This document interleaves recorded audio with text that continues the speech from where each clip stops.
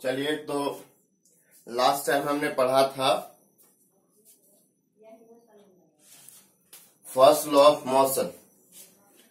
So last time we had studied about the first law of motion. So now I think I should proceed the first law of motion. I should look up further. So we were discussing about the law of inertia and the experiment done by Galileo Galilei.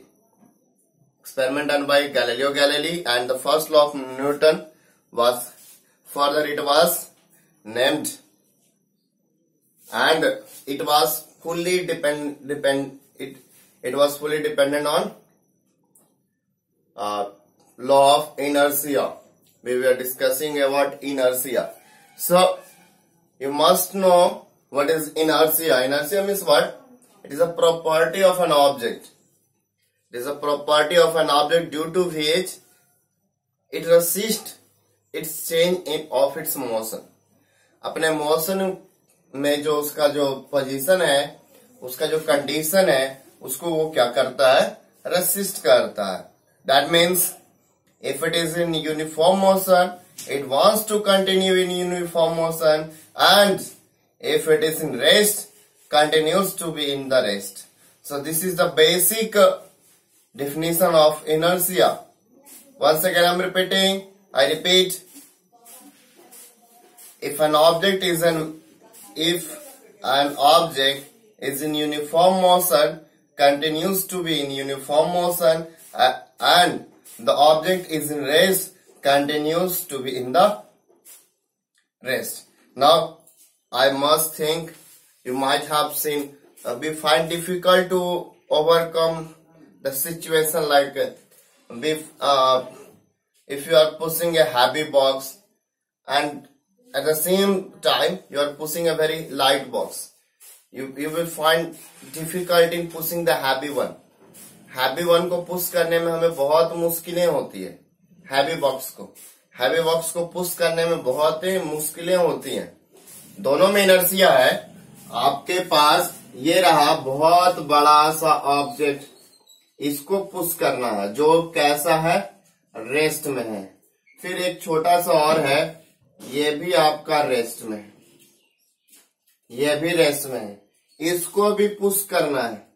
इस पे भी force लगाना है, इस पे भी force लगाना है, दोनों को पुश करना है. This one is what? More heavier. ये हैवियर बॉक्स है भाई, और हैवियर बॉक्स को क्या करना है? पुश करना है. इसको भी पुश करना है. ये भी हैवियर, ये इसके मुकाबले ये लाइटर है. हैवियर, ये हैवियर बॉक्स है, ये लाइटर बॉक्स है.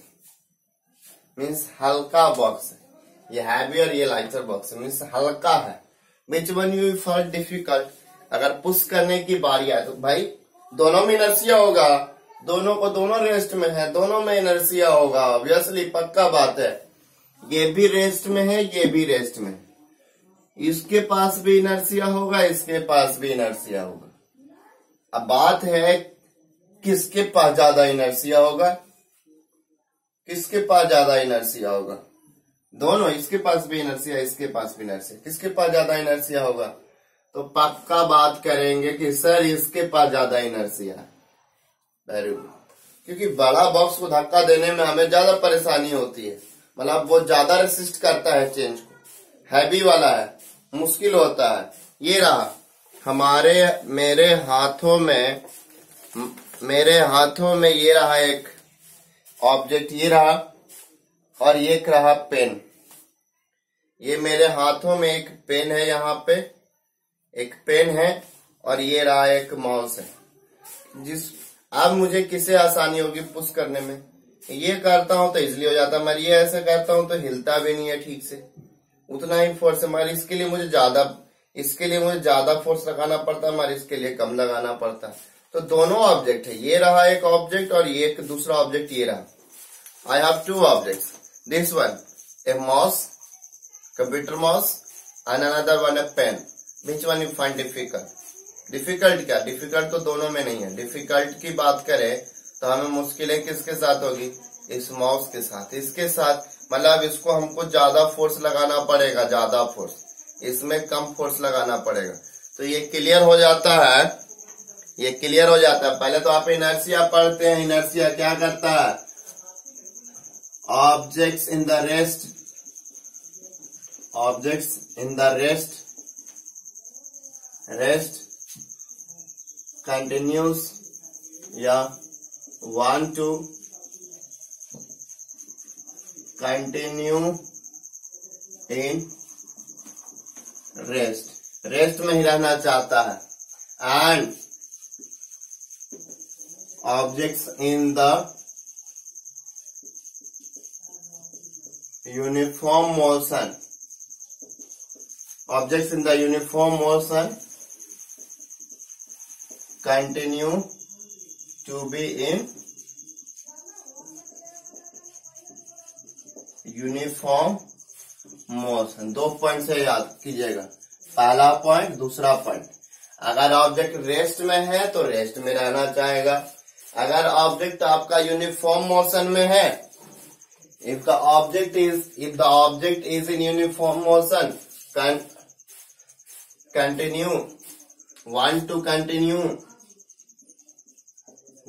to continue to be in the uniform motion, वो चाहेगा कि वो यूनिफॉर्म मोशन को ही कंटिन्यू करता है।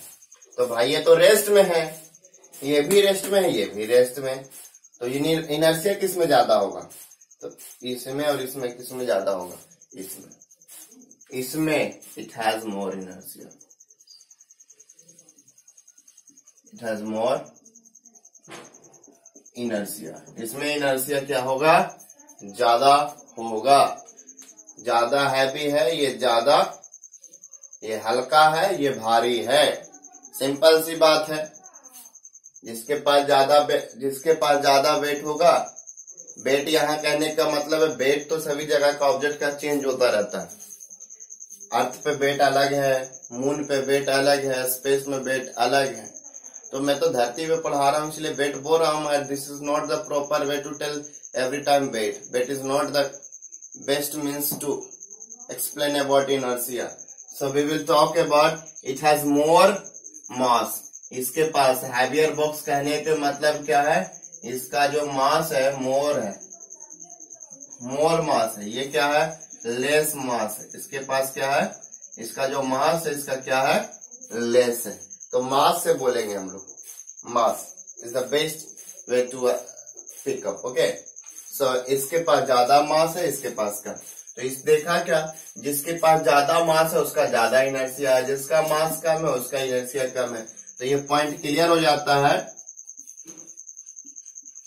मोर द मास, मोर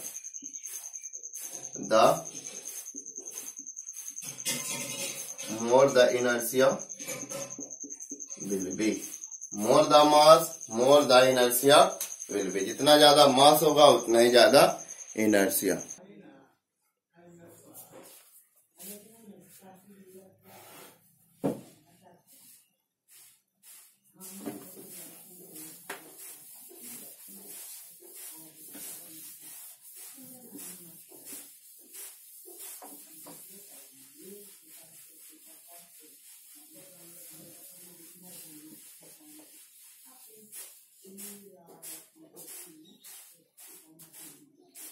अब मैं बात करता हूं, वो तो था आपका inertia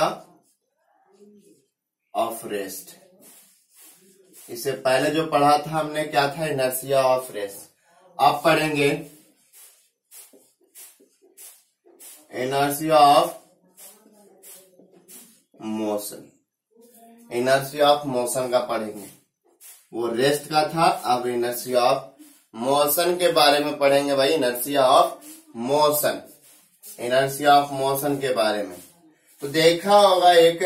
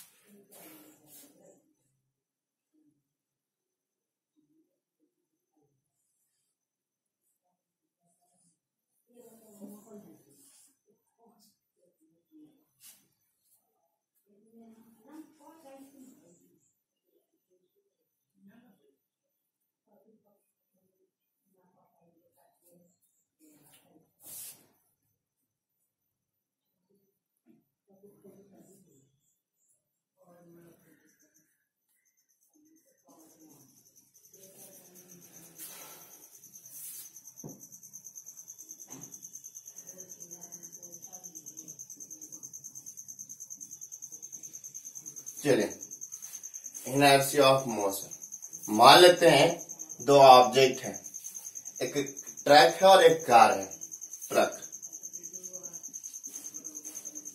truck and this one car.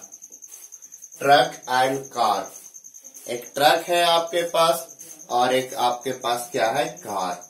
तो ट्रक दूसरा कार।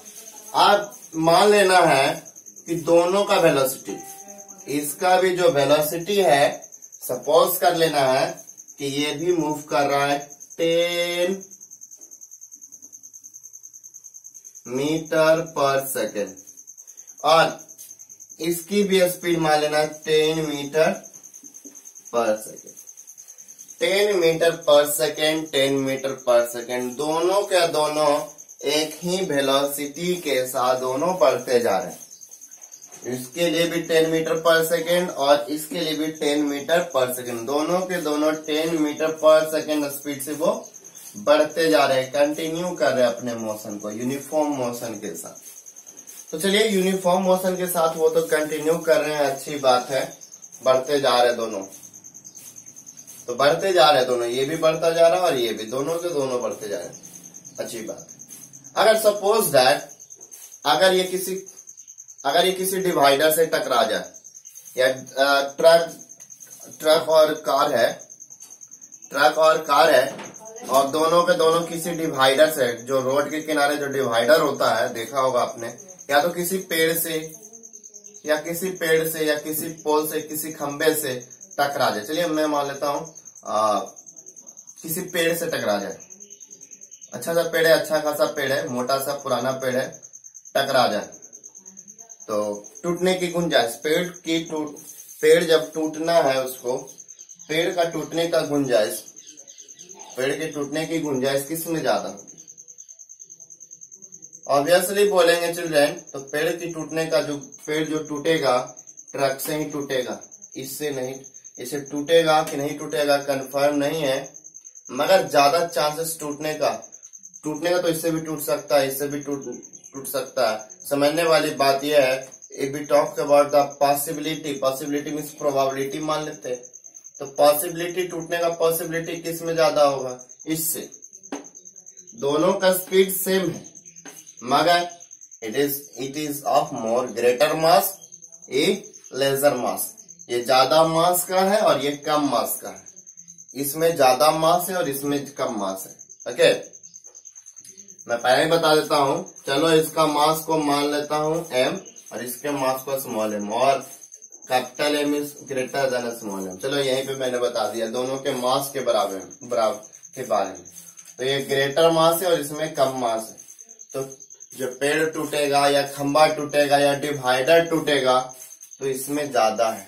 कभी अक्सर देखा होगा कि एगो बस और एक कार में जब भिड़ंत हो गई तो एक्सीडेंट में देखा होगा कार का पर कच्चा उड़ गया, बिल्कुल दम ज्यादा झड़ गया टूट के। रीजन क्या है? यही रीजन है कि जो बस था उसमें ज्यादा इनर्शिया है। टकराता होगा जब टकरा गया कहीं पे डिवाइडर से, तो देखा होगा क्या, कार देखना ध्यान से, वो तो अलग है, ये एग्जांपल को छोड़ दीजिए, ये एग्जांपल पे ध्यान दीजिए। जब ये टकरा जाएगा, इसी एग्जांपल पे चलते हैं, जब ये टकरा जाए, किसी दीवार से टकरा जाए, किसी घर में जाकर टकरा जाए, तो ट्रक को जब टकराएगा तो शायद ऐसा भी हो सकता है दीवार तोड़ते हुए बाहर भी चला जाए, मगर कार शायद एक दीवार तोड़ के या आधे दीवार तोड़ के वो क्या हो जाए, वहीं पे फंस जाए। ये हो सकता है, वह टूट के वहीं पे आधा दीवार ही टूट पाएगा या वहीं रुक जाएगा। मगर बस अगर यही ट्रक मार दे तो शायद ऐसा भी होता है, हो सकता है कि वो दोनों दीवार को तोड़ते हुए बाहर चला जाए। क्यों? क्योंकि ज्यादा मास है। तो ज्यादा मास मोशन में है, वो तो इनर्शिया ऑफ रेस्ट था, ये इनर्शिया ऑफ मोशन। तो इनर्शिया ऑफ मोशन तो ज्यादा आप देखेंगे क्या कि ज्यादा मास है तो ज्यादा इनर्शिया प्रोड्यूस करेगा, क्योंकि रेसिस्ट ज्यादा करेगा, मतलब ये कंटिन्यू करना चाहेगा, यही 10 मीटर पर सेकेंड स्पीड को ही फॉलो करना चाहेगा। ये भी रेसिस्ट करना चाहेगा, 10 मीटर पर सेकेंड से ही मूव करना चाहेगा, या रेसिस्ट करेगा, ये चाहेगा कि हम 10 मीटर पर सेकेंड से ये मूव करते रहे, कंटिन्यू करते रहे। मगर देखेंगे क्या इसमें ज्यादा मास होने की वजह से ज्यादा रेसिस्ट कर पाता है, बहुत तगड़ा रेसिस्ट कर पाता है, और ये रेसिस्ट करने में उसके मुकाबले क्या होता है, वो उतना कारगर नहीं महसूस होता है। या तो हम अपने डेली लाइफ में देख लेते बच्चों, डेली लाइफ में हथौड़े का एग्जांपल देख लेते हैं। हथौड़े का एक छोटा सा एक सुनार का हथौड़ा है और एक लोहार का हथौड़ा है। अक्सर ये एक मुहावरा बोलते हैं हम लोग, 100 सुनार का एक लोहार का। 100 बार गोल्ड स्मिथ मारे और 1 बार आयरन स्मिथ मारे, इम्पैक्ट तगड़ा होता है लोहार का है। मुहावरा है 100 सुनार का एक लोहार का, क्योंकि सुनार का जो हथौड़ी है वो बिल्कुल छोटा है और लोहार का हथौड़ी काफी भारी होता है। अब देख लीजिए, सोच लीजिए कि इसमें ज्यादा इनर्शिया होगा, कौन ज्यादा तोड़ फोड़ कर सकता है, क्योंकि एक बार वो जब मोशन में आ जाएगा, एक बार जब वो मोशन में आ जाएगा तो रेसिस्ट, इसीलिए तो वो जब पत्थर फोड़ना है, ईंट को फोड़ना है, हम लोग कौन सा इस्तेमाल करते हैं? विच वन यू विल प्रिफर? लोहार का हथौड़ा जो भारी भरकम है, क्योंकि एक बार उठा के ऐसे मार दिया, उसमें मेहनत भी नहीं पड़ता, बस उठा के ऊपर से छोड़ दो, हम अपने आप टप टप फुट जाता है। क्यों? ज्यादा मास होने के वजह से, ज्यादा मास, ये तो समझ में आया। आप देखिए, वही हथौड़े का मैं बात करता हूँ, ये हथौड़े का बात है।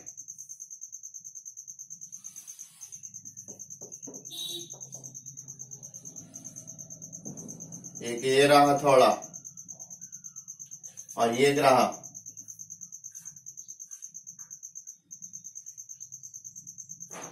दो हथौड़े अपने पास, फर्स्ट और सेकंड। ऑटोमेटिक आप ये वाला प्रीफर करेंगे। जब कुछ चीज को तोड़ना है, फोड़ना है, you will prefer this one, आप ये प्रीफर करेंगे। क्यों प्रीफर करेंगे? It has greater mass, greater inertia, आराम से बिल्कुल दम। एक बार मोशन में लाने में तकलीफ होगी, मगर एक बार मोशन में आ गया तो बहुत लंबे समय तक। या तो ऐसे भी देख सकते हैं, एक भारी आदमी से तुम टकराओ, भारी आदमी दौड़ रहा है उससे टकराओ, और एक हल्का आदमी से टकराओ, दोनों में अंतर इम्पैक्ट आप खुद महसूस करेंगे। भारी आदमी से जब जैसे ही टकराओगे, भाई वो उसका बॉडी भारी है, ज्यादा मास है, ज्यादा इनर्शिया होगा, वो कंटिन्यू करना चाहेगा उसी वेलोसिटी के साथ, ज्यादा रेसिस्ट करेगा और आप पे मुश्किलें हो सकती है। वही बात करते हैं हल्के आदमी से, टकराओगे, रोकोगे तो रुक जाएगा। या तो सेम चीज देख लेते हैं, सेम बात है दूसरे कंडीशन में। जब आप डबल लोडिंग बैठते हैं तो साइकिल में ब्रेक मारते हैं, तो उसका जो ब्रेक लगने का जो कंडीशन है थोड़ा सा पहले के मुकाबले क्या हो जाता है? जब डबल लोडिंग बैठते हैं साइकिल पे, सिंगल बैठते हैं या डबल बैठते हैं, दोनों में नोटिस कीजिएगा। जब हम साइकिल को स्टार्ट करते हैं, जब पैडल मारना स्टार्ट करते हैं, मोशन में पहले रेस्ट में थे, मोशन में लाना चाहते, कंपेयर करना अकेले में और डबल लोडिंग में, अकेले में और डबल लोडिंग में कंपेयर करना है। जब हम अकेले बैठ के चला रहे होते हैं तो बैठते हैं, साइकिल स्टार्ट करने वाले, यहां से सोचना है, इनर्शिया ऑफ रेस्ट के बारे में बता रहा हूं। तो जब हम सिंगल बैठे होते हैं तो साइकिल को जब पैडल मारना स्टार्ट करते हैं तो इजिली हम वेलोसिटी को गेन कर लेते हैं, मगर हाँ महसूस होता है कि हम को ज्यादा मेहनत करनी पड़ रही है, तो महसूस होता है कि मुझे फोर्स ज्यादा, अत्यधिक फोर्स लगाना पड़ा। क्यों? क्योंकि भाई आप इनर्शिया से ओवरकम कर रहे हैं, इनर्शिया से ओवरकम कर रहे हैं, मगर जैसे ही वो स्पीड पकड़ लेती है साइकिल, उसके बाद हमें पैडल मारने में ज्यादा भार नहीं पड़ता। रीजन क्या है?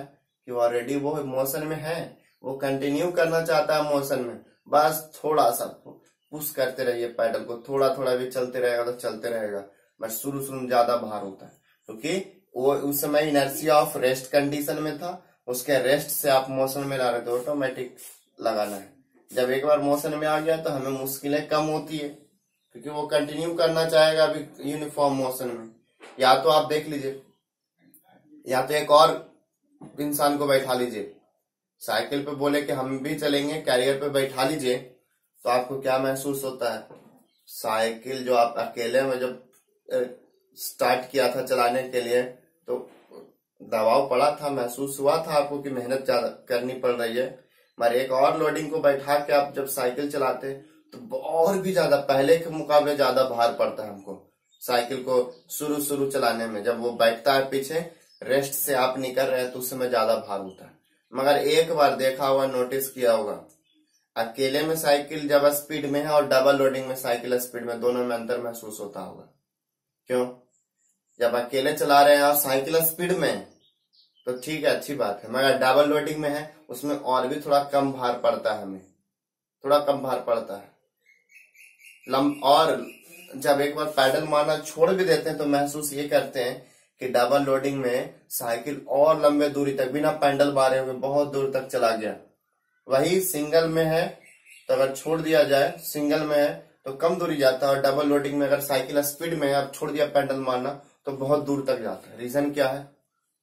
या तो आप देख लीजिए, सिंपल सी बात है, अगर आपके पास रिंग्स है, बॉल बियरिंग है और एक छोटा सा क्या है, मिट्टी का बना हुआ एक व्हील, मान लीजिए मिट्टी का बना हुआ व्हील, बॉल बियरिंग को एक बार ऐसा करके धक्का दे दो उतना ही तेजी से तो बहुत दूर तक जाता है, धीरे धीरे करके बढ़ता ही चल जाता है कंटिन्यूअसली।